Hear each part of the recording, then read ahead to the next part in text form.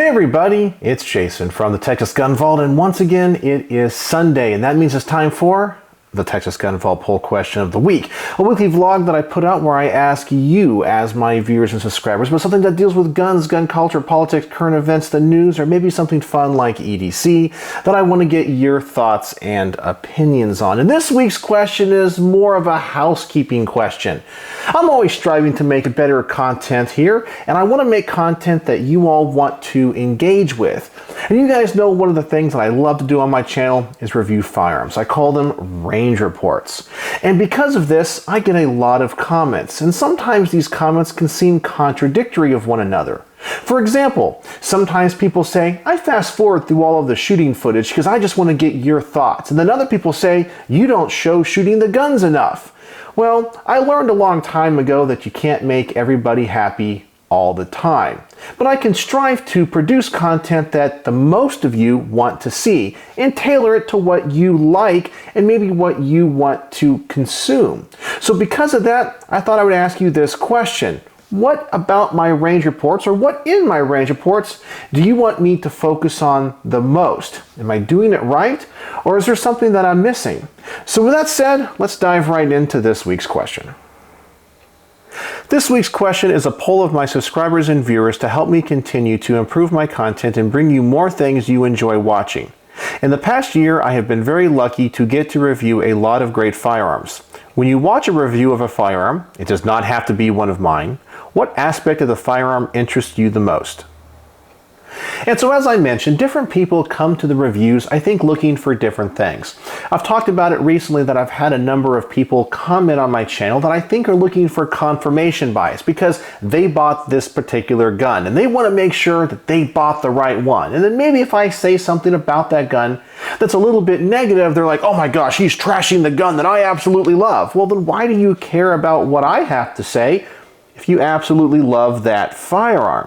But also, as I mentioned, some people have told me that they like this aspect of what I do and don't like this, but then in the same video, people can say the exact opposite. So I'm just trying to figure out where you all land. Now, unfortunately, YouTube only gives me 5 options. I would have liked to have added other things like history and military provenance, or maybe just generally overall, do you like the gun because of maybe its color? But of course, I only get 5, so I narrowed it down to what I think is the most important and the most relevant. So let's see what you guys had to say with this week's results. With 760 votes this week, we have accuracy. Does it shoot naturally and shoot where you aim it? 15%. Reliability. Does it shoot all the ammo you put in it? Any failures to fire? Failures to eject? 56%. Build quality. Is it built like a tank or thrown together? 14%. Shootability. How is the grip texture, recoil, and general feel? 9%. And aesthetics. Is it cool looking and has good design features? 6%.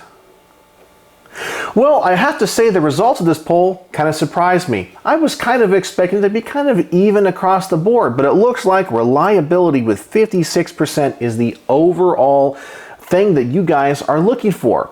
Because normally when I review guns, and modern guns, whether they be cheap or very expensive, for the most part, they're actually pretty darn reliable. I've only reviewed a few guns that are really picky about ammunition, and sometimes those are specialty guns. Very rarely do I have a gun from any manufacturer that's designed for concealed carry, or range time, or just general purpose that has a problem with reliability. And many times those issues are more with magazines or other things than the gun itself. But it does happen from time to time. And the comments that I get on those range reports where maybe I do have reliability issues, I don't often get a lot of comments about the reliability. So people are talking about other things. So this result really did surprise me. But let's go through each one of these and I'll give you guys my thoughts. Accuracy. Does it shoot naturally and shoot where you aim it?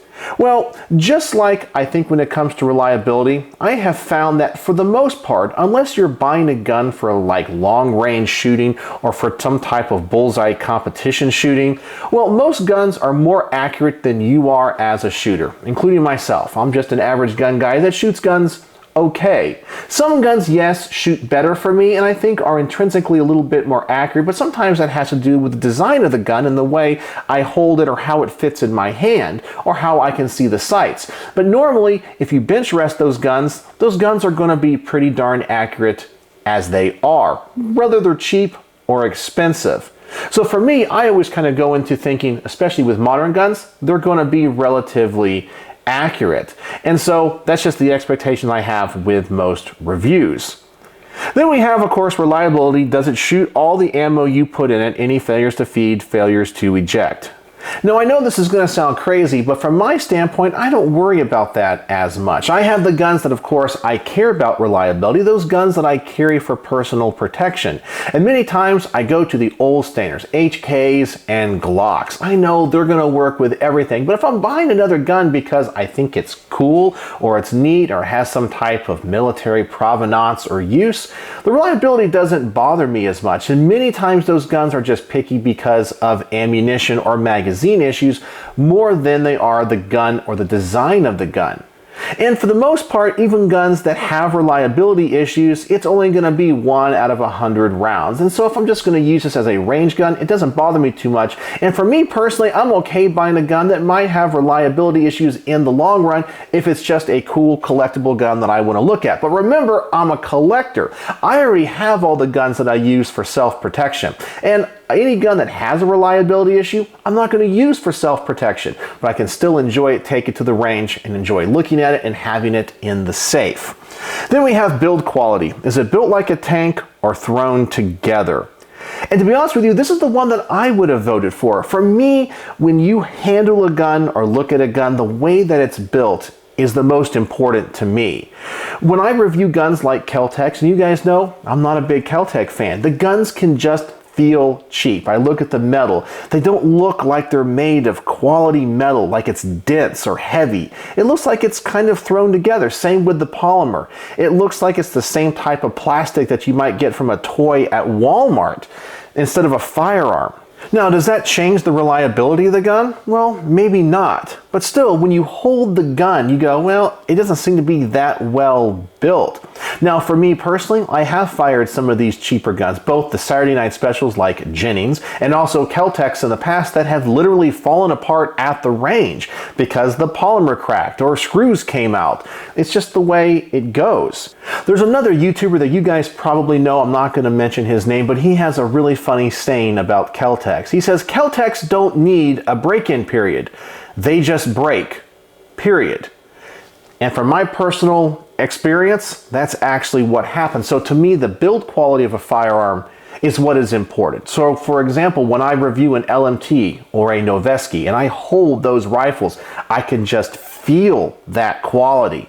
And even if I have some other issues with that gun, that build quality means so much to me.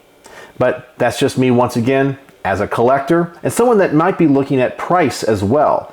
I was not able to put price on this. As I said, I just didn't have enough options. I really wish I could have talked about maybe your financial ability to buy the gun. But when it comes to quality, I want the gun to feel quality. After all, if I'm going to spend $1,000 or in some cases $3,500 on a gun, I want to make sure it's built well. That to me is what is most important. Then we have shootability. How is the grip texture, recoil, and general feel? I think I actually thought this one was going to win overall because most people that follow my channel buy guns because they want to go shoot them and enjoy them. And if a gun is not fun to shoot, well, what's the purpose of it? I know in the past I have built upper receivers with like 7-inch barrels, and man, when I shot those things, I was like, nope, this is done. This is not a practical gun. I thought it would be cool to have an AR so short. Nope, it is loud. The concussion is overwhelming. It's not fun. Now, was that a bad gun? No, it actually ran pretty reliably, but the shootability of that firearm was no fun at all. Or a gun that has maybe a muzzle brake on it that's chambered in a very powerful cartridge. It's no fun for me. The shootability of that gun diminishes my enjoyment of it, so I have to get rid of it or not buy it in the first place. So I actually kind of thought, from the comments that I get about people buying these guns, taking them out to the range and shooting them, this actually would get the most amount of votes. But it didn't. It kind of surprised me with only 9%. And then we have aesthetics. Is it cool looking and has good design features? You know, I actually will buy a gun because the way that it looks. If a gun just looks cool, well, I want it. And it's, you know, it's one of the complaints a lot of people say about guns like Glocks. Well, they look like bricks. Yeah, I totally get that. I like the look of Glocks personally, but I also see where aesthetically they're not that good. And I can see why people will overlook a Glock to go buy a gun that functions the same as a Glock because it has more cocking serrations, or maybe it's finished a different way, or it has more cuts on the slide, or whatever that is that you're looking for. I totally get that. To me, the looks of a gun can be just as important as the shootability or the reliability of that firearm. After all, if you're only going to have 4 or 5 guns, or maybe just one gun, well, don't you want one that's going to work well but also really look cool? It's no different than buying a car. So for those people that tell me they don't care about the way a gun looks, I actually kind of call BS a little bit. Because if you're going to go out to a car lot and buy just one car, if they have the same car in 3 colors, well, you're going to buy the one in the color you want. You're not going to say, I don't care, give me whatever. I don't care about the way the car looks. Well, you might want one with some nicer rims, or a certain color interior, or material in the interior, even if the price is the same. The way the car looks is important to you. And I kind of feel like for a lot of people, the way the gun looks is important as well. So, as I mentioned, I wish I could have added some other things to this poll, but unfortunately YouTube only gives me 5. But the results of this poll were very, very telling. So that's what I think about all this, and I think my range reports reflect my philosophy, and I'm really glad that you guys gave me this input. So now let's see what you guys had to say with this week's top-rated comments. And with this week's top-rated comment, we have Stevo545, who says, I think in all of the above option. I like to see all of it as I use reviews to cover all of my feelings to either make a buying decision and it or learn a little bit about what I just bought. Thanks to you, I picked up 3 B&Ts over the last 2 months, which by the way, congratulations, and maybe a little music in the background to make me feel even more feely. Well, I am so glad that I was able to help you part with your money with some awesome guns. I know you will never be disappointed with B&Ts. You know, I'm the same way when it comes to reviews. If I'm looking at a gun to buy, well, I will go see what other people have to say about it. Sometimes I have gone and found a bunch of negative reviews, and I still go out and buy the gun anyway because for some reason, I just simply want it. I've also bought guns and then went online to see what people say and found that other people didn't like it. But you know, I'm a big boy. I'm a mature man. So if other people don't like what I have, I don't get too upset about it. I'm always surprised when I negatively review a gun or even say something negative about a gun but overall give it a positive rating. People will get mad at me and tell me how I am ignorant and stupid because I don't know how to review guns and my channel is stupid and I'm ugly and I have a big old fat dad bod. Whatever. I guess you just can't handle when people have different opinions than you. I'm always fascinated by that why just because I have a different feeling about a gun, you feel like you need to belittle me. It doesn't bother me at all, but I do go to other reviews, but when other people say negative things about guns that I like or own, I go, well, I'm sorry their experience isn't the same as mine, but I sure like the gun that I have. Then we have Gurr, who says, honestly, the majority of time that I watch review videos, I'm just trying to get a better look at the firearm, especially if it is something I plan on building out or customizing. Usually pictures on the internet suck, so seeing one being handled and shown off on camera helps me visualize whatever I'm trying to do. After that, I watch just to hear about someone's experience with it and how reliable and well built it is. Don't really pay too much attention to the shooting experience part unless there's an issue, as everyone's shooting experience will be different. And I think that is a great comment and a great way to approach reviews online. Remember, everyone's hands are different. Everyone's preferences are different.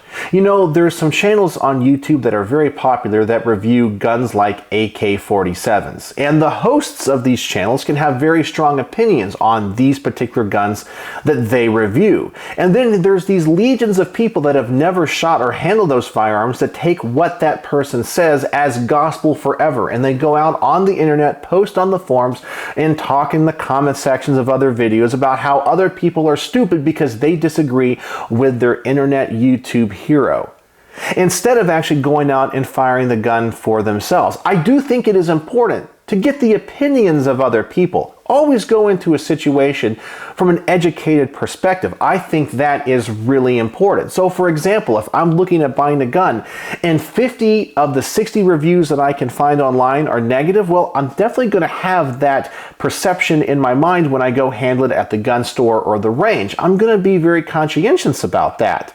And those people might influence my final decision, but I do want to handle it and experience it for myself. I like to get all of the information, and I never rely on a single source. But because you're a different person than I am, maybe you like particular calibers, maybe you have a medical condition. So for example, I have rheumatoid arthritis, so particular guns can bother me. I don't like particular types of stocks or handguards because of that, because it makes my wrist have to bend at an uncomfortable angle that some days I can't bend it in.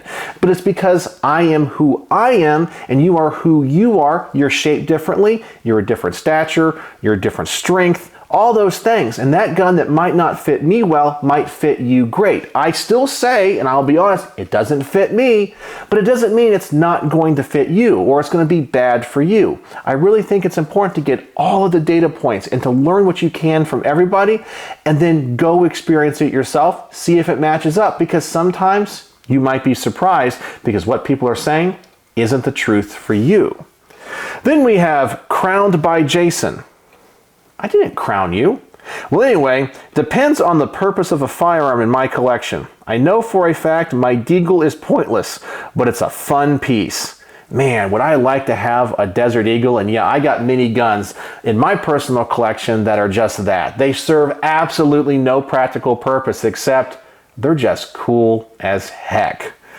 Then we have my good friend Jack Mullins, who always lends so many awesome guns to my channel. He says, if a firearm isn't reliable, it is not suitable for self-protection. It also needs to be accurate enough to put rounds on target. And as I said, I think most modern guns are accurate enough to put rounds on target. There are some that I shoot better than others, but I know if I put it into a shooting vise, it'd probably be pretty darn accurate. Now, I personally know Jack, and this comment is exactly the way he is. He shoots every gun he owns, and I think at some point he carries every gun he owns. That's really important to him. So I can definitely see where when he's looking at a review of a gun to make sure that it's reliable and he's going to carry it for self-defense, well, that definitely is really important. And then finally, we have 19mm who says, I actually enjoy your opinion about a firearm. After shooting it more than watching it being shot, I almost always skip past the shooting portions of a video. And there we go. So that's someone that doesn't really want to see me shoot it. As I said, I know there's a lot of people out there that like to watch the gun porn. And by that, I mean you watch a video of some guy out in the field with a bunch of watermelons and tannerite with a big gun that goes boom and just blows stuff up. They don't actually care about the mechanics of the gun. They just want it to be shot. And that's one of the reasons why I think other YouTubers definitely have a bigger subscriber base than I do. It's because I do a lot of talking. I like to talk guns. I say that I'm just an average gun guy. And I want this to be a place where other average gun guys can be like at work and go talk around the water cooler about other guns that they like. It's just what it is. I like to talk about guns and learn about guns. I like to shoot guns, but watching other people shoot guns just doesn't excite me as much. But I understand why people like Hickok45 has such a huge subscriber base, because all he does is shoot guns. There's not really a lot of thinking involved. Now, he's a very intelligent man and knows a lot about guns, but many of the people that watch his channel just want to see him shoot guns. And I think that's absolutely perfectly fine. But for me, it becomes overstimulating after a while. Like, okay, I've already seen this gun shot 1,000 times. Well, tell me about that gun. Why is that gun cool more than just loading another magazine and shooting it down range and chopping a tree down with a shotgun? It just doesn't interest me. But it doesn't mean that that is bad content or it doesn't interest you. But I try to create content from the perspective of something that I would like.